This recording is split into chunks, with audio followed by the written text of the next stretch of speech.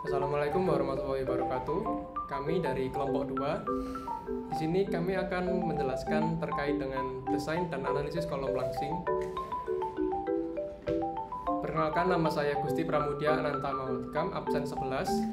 Perkenalkan, nama saya Ardiansyah Ramadhani, absen 5. Perkenalkan, nama saya Nabil Sudi Prasetya, absen 18. Perkenalkan, nama saya Zagatul Madinah, absen 25. Pengertian kolom. Kolom adalah salah satu komponen struktur vertikal yang secara khusus difungsikan untuk memikul beban aksial tekan dengan atau tanpa adanya momen lentur dan memiliki rasio tinggi panjang terhadap dimensi terkecilnya sebesar 3 atau lebih. Pada umumnya, selain beban aksial tekan, kolom pada saat yang bersamaan juga memikul momen lentur.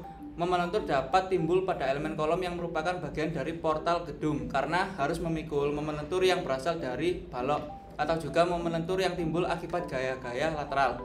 Pada struktur bangunan gedung beton bertulang, balok, pelat, dan kolom umumnya dicor secara monolit sehingga akan menimbulkan momen lentur pada kolom akibat kondisi tumpuan ujung. Kemudian berikut adalah gambar dari tampak atas struktur bangunan. Ini gambar 3D. Berikut adalah detail dari kolom kita dengan ukuran 650 x 650 dengan D aksen 65 dan menggunakan tulangan 16D23. Baik, kemudian ini adalah soal kami dengan beban mati 4065, beban hidup 1205,456, beban gempa 210,106. Kemudian yang di bawah adalah rumusan-rumusannya. PU kami mendapatkan 5691 dapat dari rumus 1,4 dikali D, yaitu D-nya 4065 dikali 1,4 tadi didapatkan 5691. Kemudian di bawahnya 1,2 D plus 1,6 L didapatkan 6806,7. D-nya 4065 dikali 1,2 ditambah 1,6 L-nya dikalikan dengan 1205,456 didapatkan 6806,7. Kemudian yang M atas dan M bawah, M atasnya 1300,5 itu didapatkan dari 1,4 dikali D-nya yang M atas, M1 yaitu 93,256 dikalikan dengan 1,4 didapatkan 130,5. Berlaku juga yang M bawah yaitu 160,320 dikali 1,4 itu 1,4 kali D didapatkan 224,4. Sampai bawah rumusannya dimasukkan. Kemudian yang 1,2 D plus E yaitu dimasukkan yang beban eksentrisnya. Nah, kemudian PU nya diambil yang 5088,1 dan M bawah 340,03. Nah, di sini di perhitungan didapatkan dengan M1 non-sway, M2 non-sway, dan juga M1 sway, M2 sway didapatkan dari rumusan yang tadi. Jika yang non-sway kita tidak memasukkan E-nya, eksentrisnya. Kemudian yang M1 S 246,215 didapatkan dari soal sebelumnya. Next. Kemudian perhitungan dipilih MU dan PU yang paling besar. PU-nya yaitu 6806,7, MU-nya 340,03. Jadi dengan rumusan E sama dengan MU per PU didapatkan 0,049951 meter. Kemudian kita jadikan milimeter 49,9. Asumsi awal B sama dengan H 650 mm. Jadi B-nya kolom sama dengan H-nya kolom. Periksa terhadap syarat eksentrisitas minimum. E min sama dengan 15 plus 0,03 kali H sama dengan 34,5 mm kurang dari 49,9 mm. Selanjutnya akan dijelaskan oleh Zakia. Baik, di sini saya akan menjelaskan perhitungan desain penampang awal, yaitu gamma sama dengan H-2 D aksen per H. Jadi untuk H-nya itu 650 min 2 kali 65 D aksennya 65 per 650 sama dengan 0,8. Untuk PU tadi memakai 6806,7 kN, MU-nya 340,03 kN per meter. Diasumsikan di awal faktor reduksi V sama dengan 0,65. Jadi untuk menghitung nilai KN dan RN itu rumusnya P per F aksen C kali AG. Lalu hasilnya itu 0,8,26. Untuk Rn-nya, rumusnya Kn kali E per H, hasilnya 0,0636. Nah, dilihat pada diagram reaksinya yang sesuai didapatkan PG-nya itu 0,012, sehingga ST butuh 0,0112 kali 650 kali 60 dan hasilnya 5492,5 mm. Maka digunakan kolom berukuran 650 mm kali 650 mm dengan tulangan memanjang 16D23. Next. Untuk memeriksa kelangsingan penampang, menghitung properties penampang. Itu rumusnya IG sama dengan 1/12 kali 650 dikali 650 pangkat 3, hasilnya 14.800.000 mm. EC nya 4.700, akar 30 sama dengan 25.743 MPa. Penampang kolom momen inersia Brutum direduksi menjadi 0,7 IG. Kolom lantai dasar panjang 4.500 mm. Next. Selanjutnya EI per IC sama dengan IG kali EC kali 0,7 per IC, sama hasilnya 59.266 kN per meter. Untuk semua bolok diasumsikan EI per C sama dengan 40.700 kN dengan IB 0,3 IG, maka EI per IB sama dengan 0,35 kali 40.700 sama dengan 14.245 kN per meter. Untuk perhitungan faktor tahanan ujung kita mendapatkan nilai 4,16 dan B-nya 1. Jadi ditarik garis dari 1 ke 4,16 yaitu mendapatkan K sama dengan 1,6. Jadi 1,6 untuk ngecek limitasinya itu hasilnya 37, yaitu yang lebih besar dari 22. Jadi perhitungan tersebut masuk kolom langsing. Next. Selanjutnya akan dijelaskan oleh Dani. Jadi saya akan menjelaskan nilai PJ EIJ sama dengan 25743 MPa.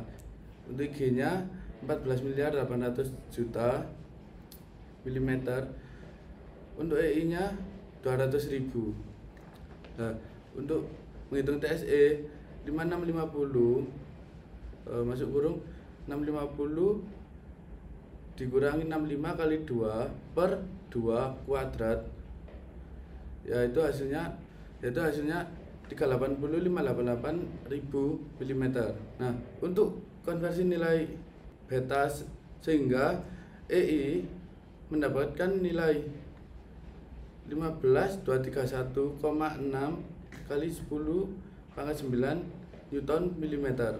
Untuk PCR satunya dengan rumus Pi kuadrat kali EI per KC kuadrat, yaitu mendapatkan hasil 60.489.438,06 Newton yang dijadikan kilonewton, yaitu hasilnya 60.489,4 kilonewton.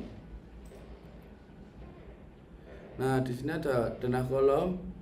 Nah, yang kita analisis yaitu denah kolom yang di blok hitam, yaitu ukuran 65 kali 65 cm. Nah, pada lantai 1 terdapat 15 kolom interior dan 16 kolom eksterior dan 4 kolom sudut. Sigma PU sama dengan mendapatkan hasil 137.378,7 kN. Untuk sigma PCR-nya mendapatkan hasil 1.633.203,8 kN. Untuk gamma B-nya mendapatkan hasil 1,604. Nah, untuk MC-nya mendapatkan hasil 683,077 kN/m. Untuk beban rencana akibat PU sama dengan 5088,1 kN dan MU-nya 683,07 kN meter. Sehingga C MU per PU mendapatkan hasil 0,134 meter atau sama dengan 154 mm lebih besar daripada 34,5 mm. Maka digunakan PU sama dengan 5088,1 kN dan MU 788,59 kN meter. Untuk letak garis netral pada kondisi balance yaitu CB mendapatkan hasil 351 mm, beta 1 mendapatkan hasil 0,8 dan AB mendapatkan hasil 0 dan AB mendapatkan hasil 280,8 mm. Dengan asumsi awal nilai V 0,65 dan FR actionnya mendapatkan 488,8 dan FY-nya mendapatkan 400 MPa. Maka digunakan FS yaitu 400 MPa dari hasil FY. Untuk menghitung kekuatan nominal pada kondisi balance, PNB didapatkan nilai 426 kN. Selanjutnya akan dijelaskan Mas Gusti. Baik, selanjutnya adalah hitung momen nominal pada kondisi balance. Dengan MNB dengan menggunakan rumus tersebut didapatkan hasil 859,1763 kN meter dan EB dengan menggunakan rumus MNB per PNB dengan hasil 0,184 lalu dikonversi ke milimeter menjadi 184 mm. Lalu dengan hasil 134 lebih kecil dari 184 mm yang dapat disimpulkan dengan keruntukan tekan. Selanjutnya dari kesetimbangan gaya PN sama dengan CC plus CS min T dengan CC dengan hasil 16.575A dan CS 2.116.880 Newton. Asumsi tulangan tekan hulu T sama dengan 560/30 didapatkan PN sama dengan 16.575A plus 2116.880 min 5630 Fs sebagai persamaan 1. Ambil jumlah momen terhadap AS, PN sama dengan 1/E dalam kurung C dalam kurung A min A per 2 dalam plus CS dalam kurung D kurangi D aksen. Nah, selanjutnya karena penampang tulangan simetris maka pusat berat plastis terletak pada titik berat penampang sehingga D2 aksen sama dengan H min D 2 aksen per 2 dengan hasil 260 mm. D aksen sama dengan L plus D 2 aksen dengan hasil 414 mm. Lalu selanjutnya PN dengan hasil min 20,034A kuadrat ditambah 9613,895A ditambah 28623,3502 sebagai persamaan 2. Lalu diasumsikan C sama dengan 580 mm yang lebih besar dari ukuran nilai CB yaitu 351 mm.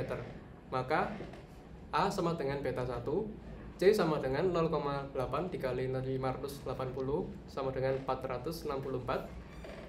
Substitusikan nilai A ke persamaan 2. Substitusikan nilai A ke persamaan 2 dengan seperti yang sudah tertulis mendapatkan hasil min 39,108 kN. Lalu selanjutnya hitung Fs dengan diagram C sama dengan 580. Lalu selanjutnya Fs sama dengan D min C per C dengan hasil 5,17 MPa dengan ES dengan Fs per ES dengan hasil 0,00003. Selanjutnya substitusikan nilai A sama dengan 351 mm dan Fs sama dengan 8,17 ke persamaan 1 dengan hasil 9778572,9 Newton, lalu dikonversikan menjadi 9778,573 kN dengan C 510. Maka PN1 dan PN2 cukup dekat hanya dengan 2,96% dengan selisih kurang dari 10%, sehingga bisa dianggap oke atau benar. Maka dapat digunakan PN 9778,573 kN. Selanjutnya akan dijelaskan oleh Nabil. Kemudian di sini karena peruntuhan tekan menurut Tavio dan Agustiawan, epsilon T sama dengan 33% dikali dengan Fs per IS didapatkan hasil 0,0006. Kemudian epsilon TY Fs per IS 400 per 200.000 sama dengan 0,002. Maka epsilon T kurang dari epsilon TY sehingga V sama dengan 0,65.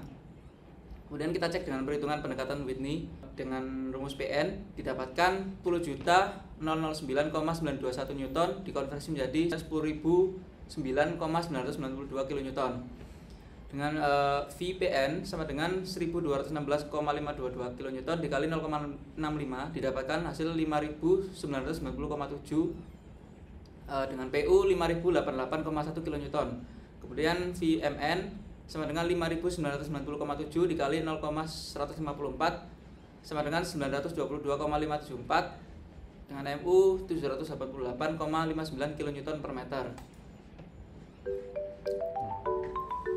Sekian dari kelompok kami. Jika ada pertanyaan bisa tulis di kolom komentar. Jangan lupa like ya. Kurang lebihnya mohon maaf. Wassalamualaikum warahmatullahi wabarakatuh.